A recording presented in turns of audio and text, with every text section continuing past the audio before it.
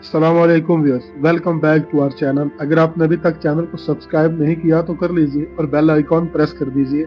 चलिए कहानी शुरू करते हैं। काहिरा की गलियों में अब सुकून लौट आया था। लोग सुबह सवेरे दुकानें खोलते तो चेहरों पर इत्मीनान होता। वो जानते थे कि एक ऐसा वजीर आया है जो अदल से हुकूमत करता है। मगर काहिरा के मोहल्लात के अंदर साजिशों के बादल अब भी गहरे थे। काहिरा की शाम बड़ी पुरनूर थी। हवा ठंडी और दरख्तों के पत्ते हल्की हल्की जुम्बश दे रहे थे। नूरुद्दीन जंगी वुजू करके अपनी ख्वाबगाह में दाखिल हुआ, तस्बीह हाथ में ली और जानू पर टेक लगा के बैठ गया। उसने आसमान की तरफ देखा और दिल ही दिल में कहा, या अल्लाह, तू जानता है कि मेरा दिल बैतुल मुक़द्दस की हाक के लिए तड़प रहा है। मैं चाहता हूँ कि इस शहर में अजान की सदा दोबारा गूंजे।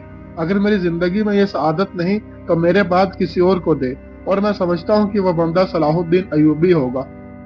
नूरुद्दीन जंगी के करीब खड़े एक जरनैल ने कहा, अमीर, क्या आप वाकई समझते हैं कि मिस्र के वो नौजवान इस अजीम मकसद के लिए तैयार है? नूरुद्दीन ने कहा, मैंने उसकी आंखों में ईमान देखा है। अल्लाह ने उसे चुना है। काहिरा में फातिमी खलीफा दिन ब दिन कमजोर पड़ रहा था, मगर वजीरों की जुबानें तेज हो रही थी। एक दिन खलीफा ने सलाहुद्दीन को दरबार में बुलाया। दरबार की दीवारें शानदार कलीनों और सोने के फानूसों से सजी थी।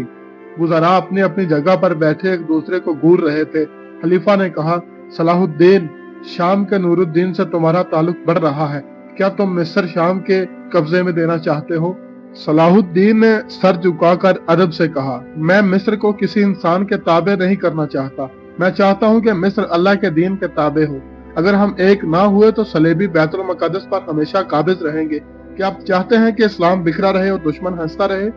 शाम के करीब सलेबी हैमों में बड़े जर्नैल जमा हुए। एक ने गुस्से से कहा, ये कुर्द वजीर हमें मुश्किल में डाल रहा है। अगर मिस्र और शाम एक हो गए तो बैतुल मुक़द्दस हमारे हाथ से निकल जाएगा। दूसरे ने कहा, हमें मिस्र में फितरा फैलाना होगा, अवाम को उसके खिलाफ भड़काना होगा। वजीरों को सोना दो, ये इत्तेहाद कायम होने से पहले टूट जाना चाहिए।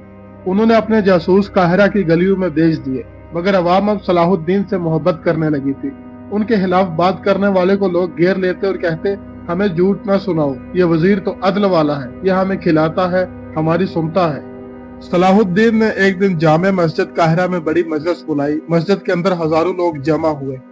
सामने खड़े होकर सलाहुद्दीन ने बुलंद आवाज में कहा, ऐ अहले काहिरा, क्या तुम जानते हो कि हमारा असल दुश्मन कौन है? लोगों ने यक जुबान होकर कहा, सलेबी। सलाहुद्दीन ने कहा, क्या तुम चाहते हो कि वो बैतुल मुक़द्दस को रोमते रहें और हम यहाँ तख्त और ताज की लड़ाई में मसरूफ रहें?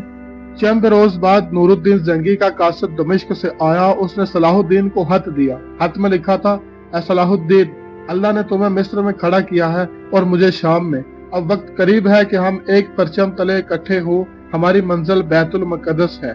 सलाहुद्दीन ने खत पढ़ा। उसकी आंखों में आंसू आ गए। उसने कहा, या अल्लाह, ये तेरे दीन का काम है। अगर तूने मुझे चुना है तो मुझे साबित कदम रखना। सलाहुद्दीन दिन रात मिस्र के हालात सुधारने में लगा रहा, मगर वो जानता था जब तक फातिमी खिलाफत कायम है तब्दीली मुमकिन नहीं। फातिमी खुलफा कमजोर थे और उनके वुज़रा साजिशों में डूबे थे और अवाम भूख और बेबसी का शिकार थी।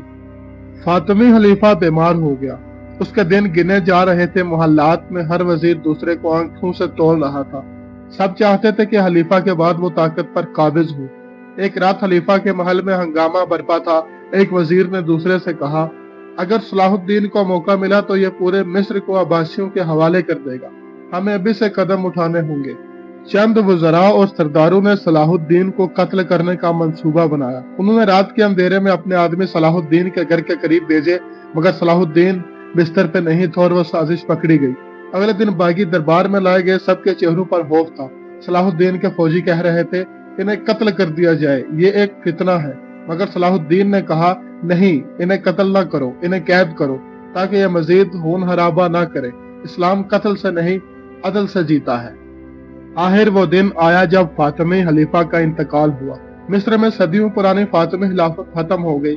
सलाहुद्दीन ने जामे मस्जिद काहिरा में ऐलान किया कि अब खुतबा अब्बासी खलीफा बगदाद के नाम पर पढ़ा जाएगा। मौलवी ने जब मिंबर पर खड़े होकर अब्बासी खलीफा का नाम लिया तो मस्जिद के अंदर अल्लाह अकबर की सदा बुलंद हो गई। लोग रोते हुए एक दूसरे को गले लगाने लगे। औरतें छतों पर चढ़कर चला चला के कहती, ये वो दिन है जिसका हमने कभी ख्वाब देखा था। काहिरा की गलियों में जुलूस निकले। बच्चे, बूढ़े, जवान सब नारे लगा रहे थे, हम एक उम्मत हैं, बैतुल मुक़द्दस हमारा है। सलाहुद्दीन मस्जिद के एक कोने में सजदे में गिर पड़े और आंसुओं के साथ दुआ करने लगे। ऐ अल्लाह, ये तेरा फजल है, अब मुझे वो दिन दिखा कि तेरे घर किबला अव्वल से सलेबियों का कब्जा खत्म हो जाए। इस दिन के बाद मिस्र सिर्फ एक मुल्क नहीं रहा, अब वो एक मजबूत इस्लामी सल्तनत का हिस्सा बना। सलेबियों के लिए यह खबर कयामत से कम न थी। वो चीखने लगे, अब जंग होगी, अब सलाहुद्दीन से टकराना होगा। ये था दोस्तों आज तक की कहानी का पहलू। आगे वाली कहानी एंजॉय करने के लिए चैनल को सब्सक्राइब करें। शुक्रिया।